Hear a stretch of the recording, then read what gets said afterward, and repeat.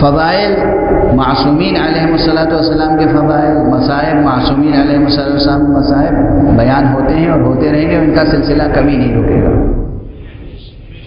اور جو اس سلسلے کو روکنا چاہے گا اور اس میں خیانت کرے گا اور کوتاہی کرے گا، وہ اس دنیا میں بھی رسوا ہوگا، اس دنیا میں بھی ذلیل ہوگا۔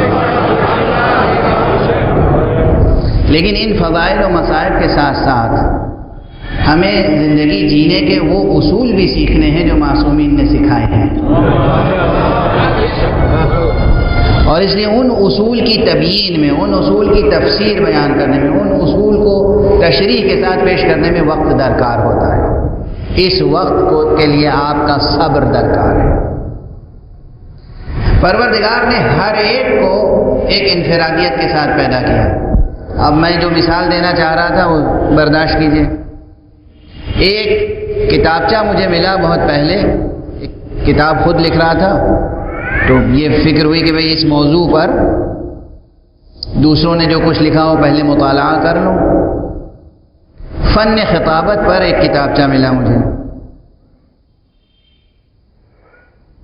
دیکھ کے اس قدر افسوس ہوا، صدمہ ہوا کہ میں عرض نہیں کر سکتا۔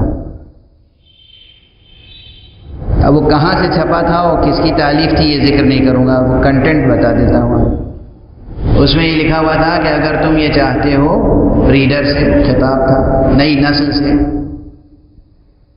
کہ اگر تم یہ چاہتے ہو کہ اچھے خطیب بنو تو پہلے کسی اور خطیب کو جو اچھا مشہور بڑا خطیب ہو اسے اپنا آئیڈیل بناؤ، اور پھر جیسی وہ شیروانی پہنتا ہو ویسی ہی تم شیروانی پہنو، جیسی وہ ٹوپی پہنتا ہو۔ چھپی ہوئی کتاب تھی۔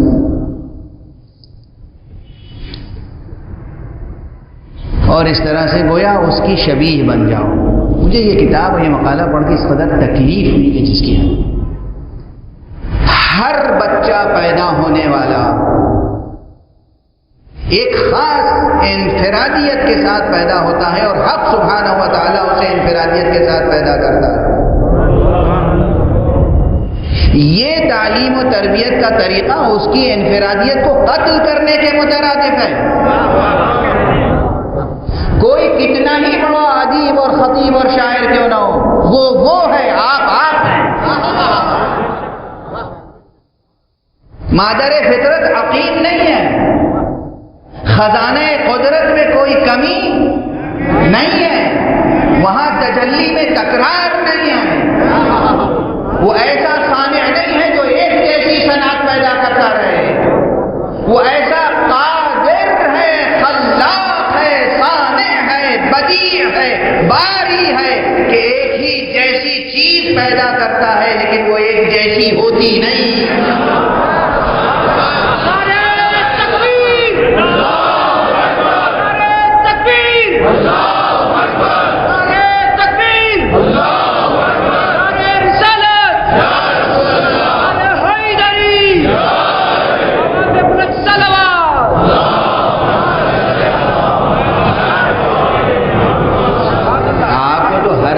یہ بتانا چاہیے کہ بیٹا اللہ نے آپ کا وجود ایک مستقل وجود ہے۔ حق سبحانہ و تعالیٰ نے، اللہ نے، وہ کریم ہے، سخی ہے، جواد ہے، قادر ہے، اس نے تمہیں مستقل ایک وجود عطا کیا ہے، ایک حصہ وجود عطا کیا ہے۔ تم جو چاہو بن سکتے ہو۔ ہمارے یہاں اکثر اس طرح تبصرے ہوتے ہیں تاریخ میں، اسکول میں، کالج میں، کسی خاص صنف کے لیے مثلا، ارے بھائی دیکھو یہ صنف سخن یہ تو فلاں پہ تمام ہے، اس سے آگے تو کوئی بڑھ ہی نہیں سکتا۔ سبحان اللہ، یہ کون سا تبصرہ ہو؟ اسے میں ادبی اصطلاح میں کہتا ہوں تنقیدی مبالغے۔ شاعرانہ مبالغے الگ ہوتے ہیں، تنقیدی مبالغے الگ۔ یہ صنف سخن فلاں پہ تمام ہو گئی، یہ زبان فلاں پہ تمام ہو گئی، یہ مضمون فلاں پہ تمام ہو گیا، یہ منصب یہ مرتبہ فلاں پہ تمام ہو گیا۔ کوئی منصب و مرتبہ کسی پہ تمام نہیں۔ جب تک نئے مولود کی ولادت کا سلسلہ روئے زمین پر جاری ہے، یہ سمجھنا چاہیے خدا انسان سے مایوس نہیں ہوا ہے، اور اس کا فیض جاری ہے، اس کا کرم جاری ہے۔ ہر ایک آپ میں سے، ہر ایک، ہر بچہ، ہر جوان، ہر بچی، ہر بیٹی، ہر بیٹا ایک مکمل وجود لے کے آیا ہے اور اسے اپنے وجود کو پروان چڑھانا چاہیے، لیکن کس کے پرتو میں، کس کے زیر سایہ، اور اپنی ڈگنیٹی کو، اپنی عظمت کو، اپنی انفرادیت کو کس کی روشنی میں ڈسکور کرنا چاہیے؟ جو خود خالق ہے، خالق، اس کا کلام اور اس کے بھیجے ہوئے مرسلین، انبیاء، ائمہ، اولیاء، ان کے کلام اور ان کی سیرت کی روشنی میں آپ اپنی عظمت کو ڈسکور کریں۔ اب 2-3 چھوٹی چھوٹی باتیں کام کی، بہت روزمرہ کے کام کی۔ اس آیت کو پڑھیے، وَلَقَدْ كَرَّمْنَا۔ اب اس میں جو لسانی اعتبار سے، زبان کے اعتبار سے وجوہ بلاغت ہیں، ان کو میں وضاحت سے بیان نہیں کر سکتا اس وقت۔ علماء سمجھتے ہیں، جو عربی داں حضرات مجمع میں ہوں گے وہ سمجھتے ہوں گے کہ لقد سے آیت کیوں شروع ہوئی، کرمنا میں ضمیر جو ہے وہ جمع متکلم کی کیوں ہے، یہ الگ بحث ہے۔ اور اس سے مضمون آیت میں جو تاکید پیدا ہوتی ہے، جو زور پیدا ہوتا ہے، وہ اس کا ادراک الگ ایک مقام ہے۔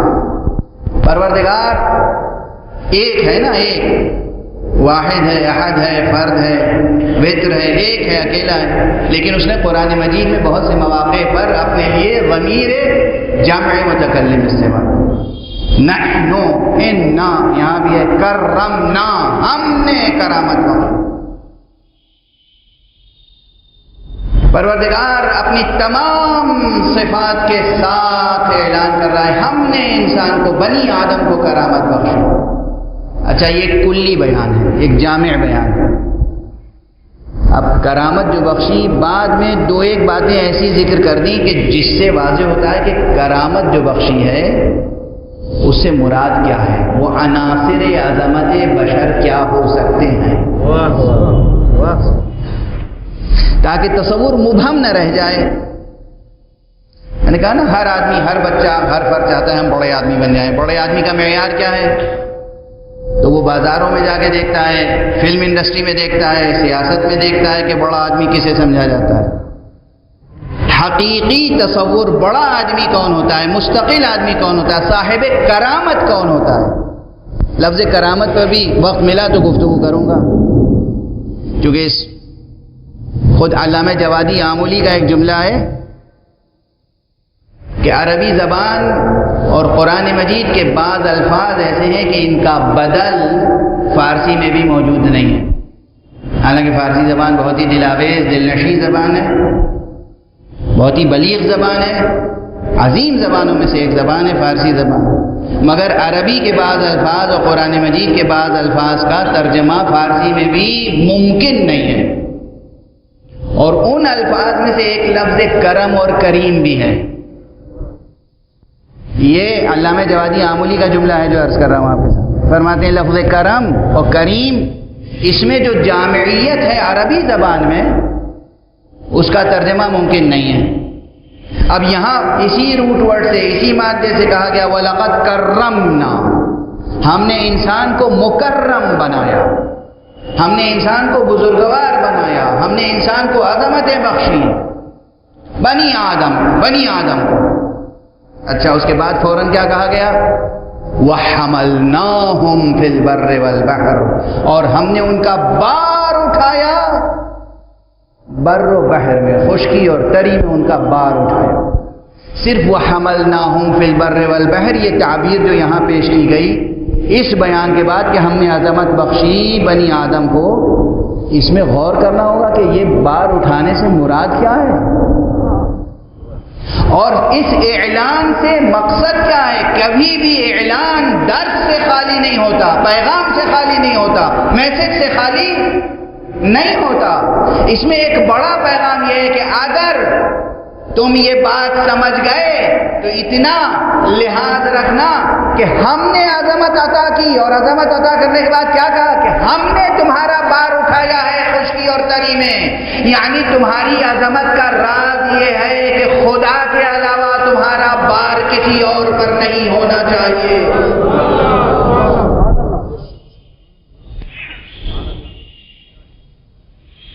عظمت انسانی، ایک فرد، ایک انڈیویجول، اس کی عظمت، اس کی ڈگنیٹی کا راز کیا ہے، رمز کیا ہے، سر کیا ہے؟ خدا کے خیال کیجیے، کوشش کیجیے کہ آپ کی زندگی کا بوجھ کسی بھی قسم کا، آپ کا بوجھ، آپ کا وزن، آپ کا بار سوائے حق سبحانہ و تعالی کے اور کسی پر نہ ہو، کسی بھی قسم کا بار، اقتصادی بطور خاص کسی بھی قسم سے آپ کا بوجھ کسی اور پر نہ ہو بجز خدا۔ اور اس نے اعلان فرمایا وَحَمَلْنَاهُمْ، ہم نے بار اٹھایا، خشکی میں بھی تری میں بھی۔ دوسری چیز اس کے بعد جو بیان ہوئی،